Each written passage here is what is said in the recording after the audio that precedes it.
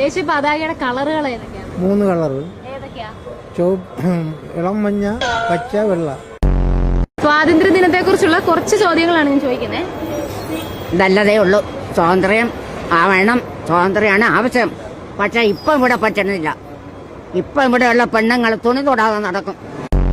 നമുക്ക് ഇന്ത്യക്ക് സ്വാതന്ത്ര്യം ലഭിച്ച വർഷം ഏതാണ്? സ്വാതന്ത്ര്യം നല്ലതാണ്. ഏത് വർഷമാണ് സ്വാതന്ത്ര്യം ലഭിച്ചത്?